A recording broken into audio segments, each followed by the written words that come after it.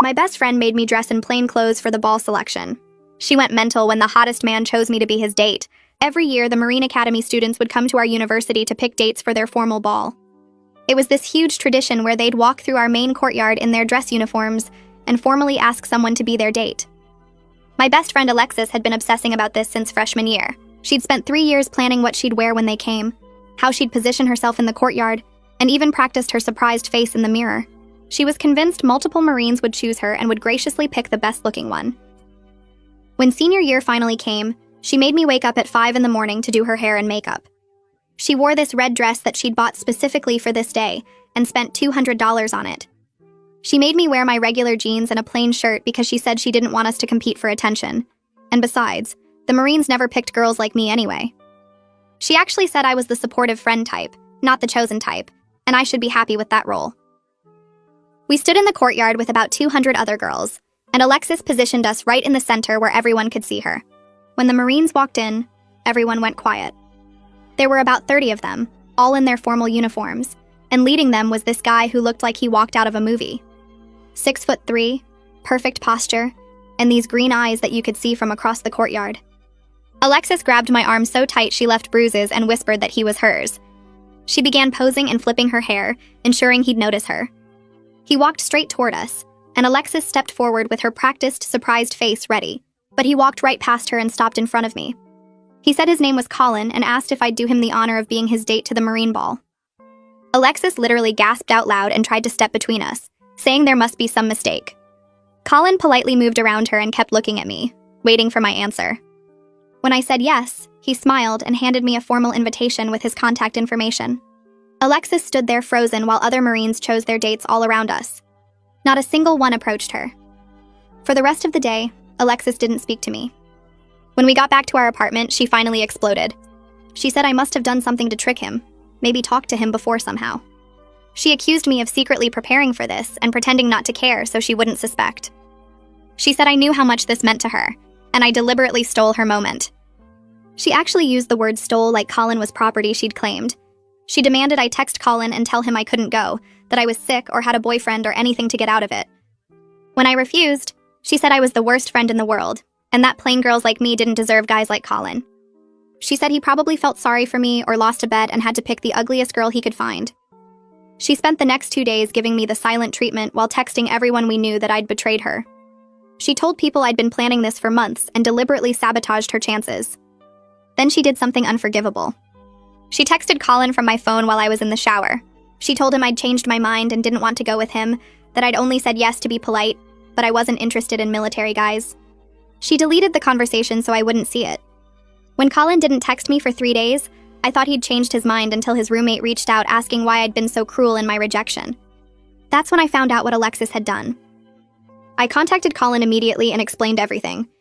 He was relieved because he'd actually been really excited about taking me. He said he'd noticed me volunteering at the campus veteran center and thought I was beautiful and kind. He'd specifically come to our university hoping to ask me. We made plans for the ball, and I didn't tell Alexis I'd fixed things. Instead, I told her she was right, and Colin hadn't contacted me again, so I probably wouldn't go. She immediately perked up and started being my friend again, saying she knew he didn't really want me. The night of the Marine Ball, Alexis was in our apartment watching movies and eating ice cream, fully believing I was also home moping in my room. I was actually at the ball in a gorgeous navy dress my sister had lent me, dancing with Colin, who turned out to be funny and smart and genuinely interested in me. I got back to the apartment around 10 in the morning, still feeling like I was floating from the night before. The ball had been perfect. Colin had been perfect. Dancing with him, talking with him, laughing at his stupid jokes about marine life. My feet hurt from the heels my sister lent me with the dress, and I had glitter from the decorations stuck in my hair, but I didn't care. I opened the door as quietly as I could and saw Alexis exactly where I'd left her last night. She was on the couch in her pajamas with a blanket, watching some romantic comedy and eating directly from a pint of ice cream. The apartment smelled like the popcorn she'd made, and there were tissues scattered on the coffee table like she'd been having a sad movie marathon. My stomach twisted with guilt, even though I knew what she'd done to me was worse. She looked up when I came in. "How was your moping evening?" She asked it with this fake sympathetic voice that made my skin crawl. I clutched my small purse behind my back where she couldn't see it. The purse had my phone and the formal invitation Colin gave me at the ball with his number written on the back in neat handwriting. "It was fine," I said, heading straight for my room. Just watch some stuff on my laptop. I knew you'd get over him eventually. She turned back to her movie. Guys like that don't actually go for girls like us anyway. They just do the whole formal asking thing because it's tradition. I closed my door and leaned against it, my heart pounding. The navy dress was still in my car where I'd hidden it that morning. I'd changed back into regular clothes in the parking lot before coming up.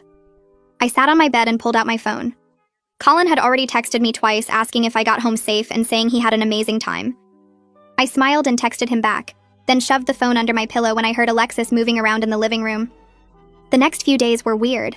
I texted with Colin constantly but had to hide it like I was doing something illegal. He wanted to see me again, wanted to take me to dinner or just hang out on campus, but I kept making excuses. Every time I thought about running into someone who might mention the ball to Alexis, my stomach hurt. We finally agreed to meet for coffee at this place 2 miles off campus that no students ever went to. It was mostly older people and business workers on their lunch breaks. I got there first and sat in the back corner booth where nobody could see me from the windows. Colin showed up 10 minutes later in jeans and a regular shirt instead of his uniform. He looked different, but still good. He slid into the booth across from me and smiled, then reached across the table to hold my hand. I pulled it back and looked around to make sure nobody from the school was there. "Sorry," I said. "I'm just being careful." He ordered coffee and we talked for a while about nothing important. He told me about his classes at the academy and I told him about my biology exam coming up. Then he got quiet and looked at me seriously. "Can I ask you something?" He stirred sugar into his coffee. "Why are we meeting 2 miles off campus like we're having an affair? You know I want to take you out for real. Like actual dates where we don't have to hide." I explained everything. The whole story about Alexis sabotaging me by texting from my phone, how I'd fixed it without telling her, how I'd let her think he ghosted me so she wouldn't freak out. I told him about lying to her about not going to the ball and how she still thought I'd spent that night alone in my room. Colin listened without interrupting, his coffee getting cold in front of him. "That's really messed up," he said when I finished. "What she did with your phone. That's not what friends do." "I know." I picked at my napkin.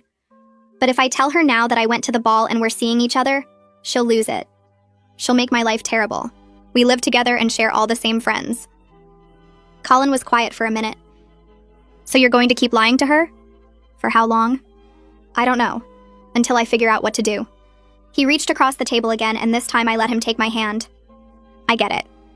Toxic friendships are hard. I had a buddy at the academy who was like that.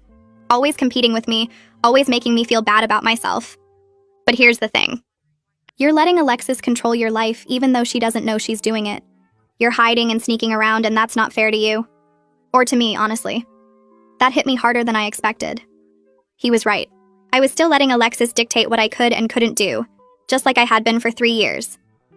I just nodded and stared at my coffee. A week after the ball, Colin texted me saying his sister was visiting campus for the day. Her name was Margot, and she was 2 years older than him, worked as a teacher in the next state over. He really wanted me to meet her and suggested lunch at the student union. I almost said no because the student union was right in the middle of campus where everyone ate, but something about the way he asked made me agree. I met them at noon. Margot had the same green eyes as Colin but darker hair, and she hugged me like we'd known each other forever. We got food from the cafeteria line and sat at a table by the windows. I kept looking around nervously, expecting to see Alexis or one of our mutual friends. "Colin says you two had a great time at the ball," Margot said, biting into her sandwich. "He wouldn't shut up about you for weeks before it." "Really?" I looked at Colin and he shrugged with this embarrassed smile. I told her about volunteering at the Veterans Center. He'd noticed me there months ago, apparently. Margot listened and asked questions about my major and my plans after graduation. She was easy to talk to, the kind of person who made you feel comfortable right away. Then she noticed me checking the entrance again. "You okay? You seem nervous." I explained the Alexis situation, the whole thing from the beginning to now. Margot's expression changed as I talked, going from interested to concerned to almost angry.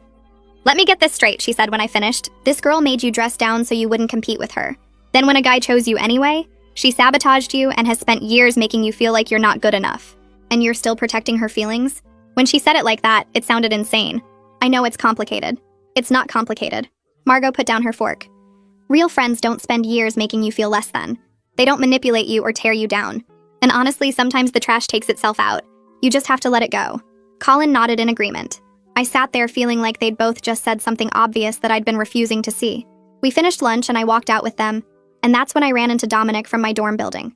He was with his girlfriend Sarah, both of them heading into the union as we were leaving. "Hey," Dominic grinned when he saw me. "You looked amazing at the ball the other night." I didn't know you and Colin were together. My stomach dropped. I could feel Colin and Margot both looking at me, waiting to see what I'd say. Sarah nodded enthusiastically and said something about how cute we looked dancing together. Thanks, I managed. Can you maybe not mention it to anyone, though? It's kind of private. Dominic looked confused. Why would it be private? Everyone thought you guys looked great together. Half the people there were talking about it. I just would appreciate it if you didn't bring it up. Please. He shrugged. Okay, sure. Whatever you want. But it's not a secret. Like, people were posting pictures and everything. They walked into the union and I stood there feeling sick. Colin touched my arm gently. It's going to come out eventually, he said. You know that, right? I knew. I just wasn't ready for it yet. 2 days later, I was sitting in my biology lecture trying to focus on cellular respiration when my phone started buzzing in my bag. I ignored it at first, but it kept going. Buzz after buzz after buzz. I pulled it out under my desk and saw 12 texts from Alexis. My hands started shaking as I opened them. The first one just said, "What the fuck?" The second one was a screenshot of an Instagram post from someone at the ball. It was a group photo and I was visible in the background in my navy dress, Colin's arm around my waist. We were both smiling. The photo was tagged with both our names. The next 10 messages got progressively angrier. She asked why I lied, called me a snake, said she couldn't believe I'd betrayed her like this. The last one just said we needed to talk immediately. I couldn't focus for the rest of class. The professor's voice became background noise while I stared at my phone, watching the messages keep coming. By the time class ended, there were 20 texts. I walked back to the apartment slowly, taking the long way, knowing what was waiting for me. Alexis was standing in the living room with her arms crossed when I opened the door. Her face was red and her eyes looked wild. Why did you lie to me? She didn't even say hello. You went to the ball.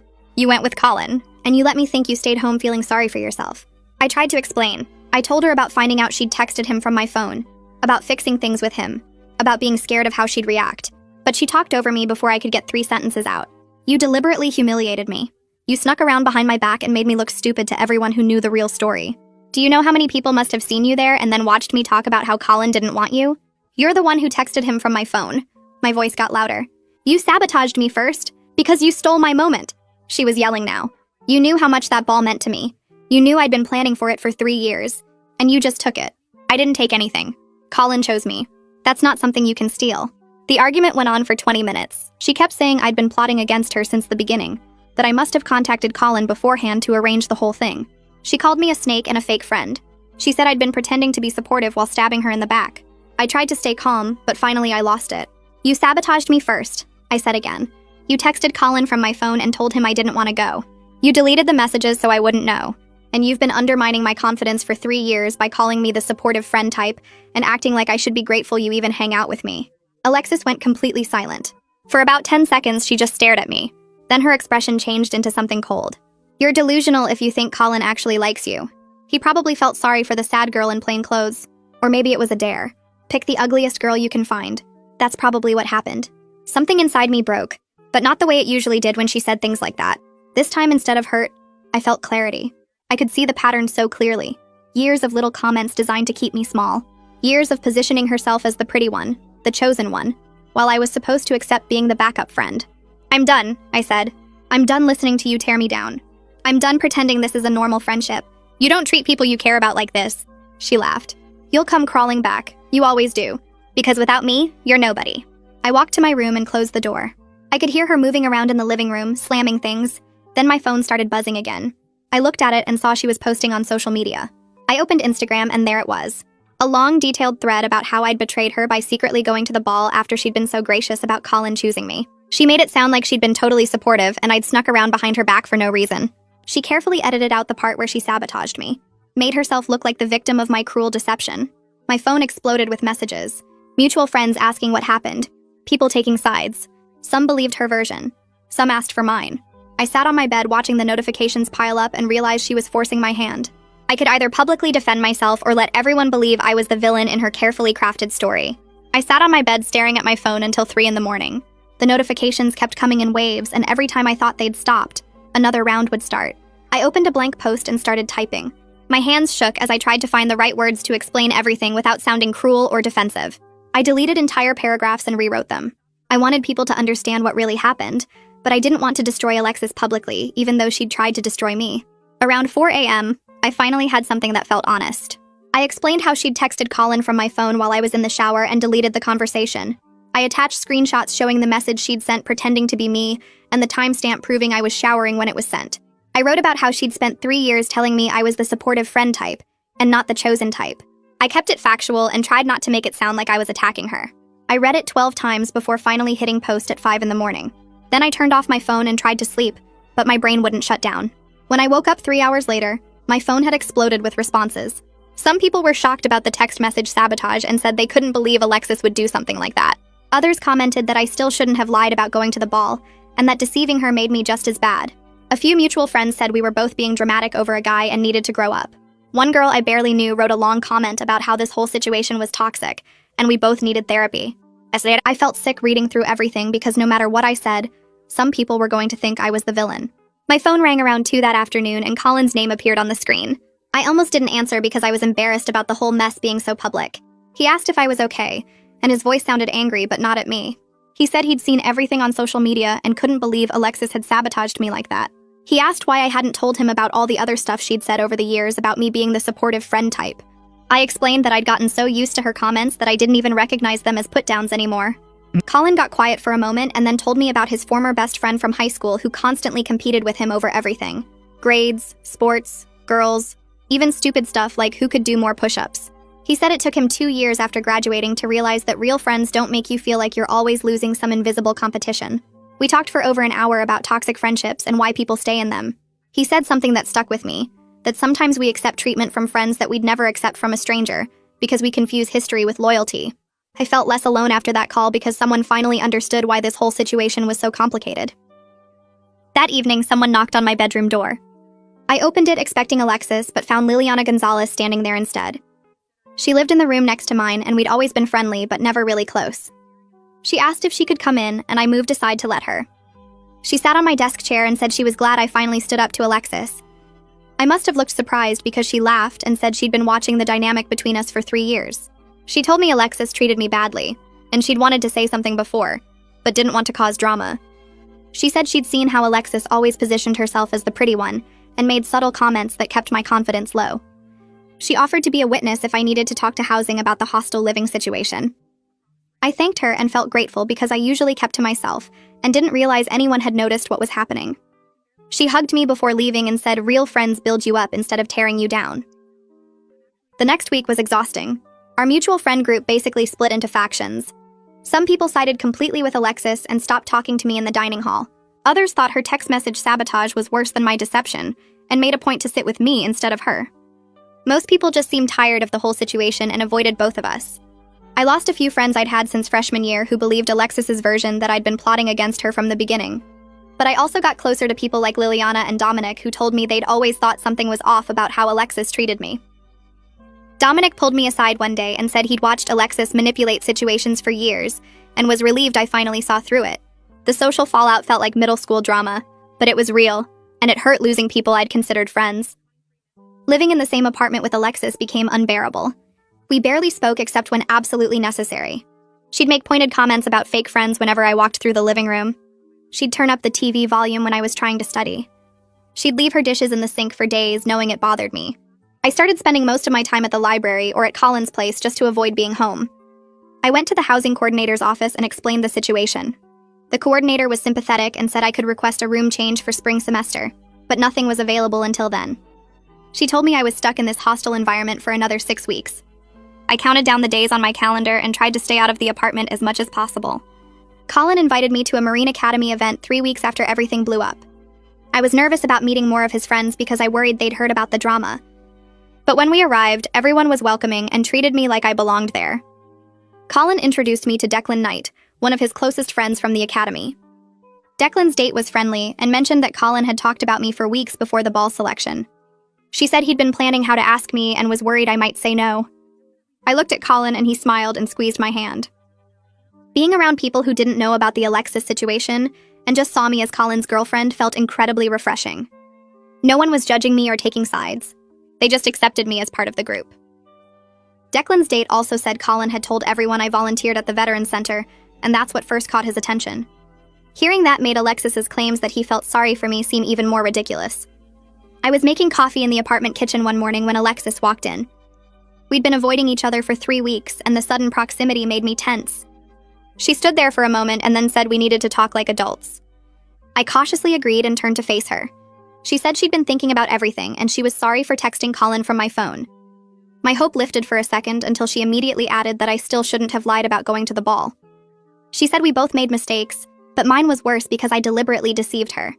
I realized this was as close to an apology as she was capable of giving, one that still made everything partially my fault. She couldn't just apologize without adding conditions or spreading the blame around. I took a deep breath and told her I appreciated the partial apology, but I couldn't go back to a friendship where she needed me to be less confident, so she could feel better about herself. I said her years of subtle insults about me being the supportive friend type had really damaged me even if she didn't mean them that way. She looked genuinely surprised, like she had no idea what I was talking about. She said she was just being honest about our different social roles, and that some people are naturally more outgoing and attractive, while others are better in supporting roles. She said I was being oversensitive and reading too much into normal friend observations. That confirmed everything I needed to know. She fundamentally didn't understand how her words had affected me and probably never would. We reached an agreement to be civil roommates for the remaining weeks of the semester. No more pointed comments about fake friends. No more social media drama or public arguments. Just polite coexistence until housing changes happened in January. It wasn't friendship and it wasn't the closure some people expected, but it was livable. I felt relieved to have clear boundaries even if they weren't the reconciliation everyone thought we should have. Some mutual friends seemed disappointed that we didn't hug and make up. But I was done pretending everything was fine when it wasn't. Finals week came and went. I got my approval for a room change to a single for spring semester. I packed up my stuff the day after my last exam and moved everything to my parents' house for winter break. My sister picked me up and on the drive home she asked how I was doing. I told her everything that happened since the ball. She was quiet for a while and then said she was proud of me for standing up for myself. She said watching me accept Alexis's treatment for 3 years had been hard, but she knew I had to figure it out on my own. My parents were supportive when I got home, even though they'd always liked Alexis and seemed sad the friendship ended. My mom said sometimes friendships run their course and that's okay. My dad asked if I was sure I'd tried everything to fix it. I explained that you can't fix a friendship where one person needs the other to stay small. They both hugged me and said they understood. Having their support felt validating even though the situation was complicated and messy. Winter break arrived with the quiet relief of distance and space. Colin and I started doing video calls every few days, and those conversations felt different from any friendship I'd had before. He'd ask about my day and actually listen to my answers without redirecting the conversation back to himself. When I mentioned feeling nervous about a family dinner, he didn't tell me I was overreacting or that other people had it worse. He just said my feelings made sense and asked what would help me feel better. I noticed how different this was from years of Alexis dismissing my concerns or turning them into opportunities to talk about her own problems. One night we were on a call and I mentioned missing the campus veteran center where we'd first crossed paths, and Colin smiled and said he'd been hoping I'd bring that up. He told me he'd visited 3 times before the ball selection, always timing it so he could see me interact with the older vets, and he'd been working up the courage to introduce himself for weeks. Hearing that made something shift in my chest because Alexis had spent years convincing me that guys like Colin didn't notice girls like me unless they felt sorry for us. But Colin had noticed me specifically because of my character and kindness, not despite some imagined flaw. We made plans for spring semester, including study dates at the library and weekend trips to nearby hiking trails, and I realized I was building something real with someone who genuinely wanted me to succeed and feel confident. My sister came into my room one afternoon and caught me smiling at my phone during a text conversation with Colin, and she sat on my bed and said she was glad I'd finally found someone who treated me the way I deserved. That validation from her meant everything because she'd watched the Alexis friendship damage my self-worth for 3 years. Spring semester started with me moving into my single room in a different building, and the freedom of that space felt incredible. I could decorate however I wanted without worrying about Alexis's opinions. I could study without her pointed comments about how some people had to work harder than others. I could just exist without constantly monitoring whether I was being too confident or too successful or too anything. 3 weeks into the semester, I was grabbing lunch in the dining hall when I saw Alexis at a table across the room with some girls from her communications class. Our eyes met for a brief second, and we both nodded politely before looking away. No dramatic confrontation. No tears or apologies or attempts to rehash everything that happened. Just 2 people who used to share everything and now shared nothing. I sat with Liliana and Declan, who'd become real friends over the past few months, people who celebrated my successes instead of finding ways to diminish them. Colin joined us a few minutes later and kissed my cheek before sitting down, and I caught Alexis watching from across the room with an expression I couldn't quite read. I turned back to my friends and focused on the conversation happening at my table, instead of worrying about what she thought. Sometimes I felt sad about losing what I thought Alexis and I had, but mostly I felt relieved to be free of constantly feeling like I wasn't enough.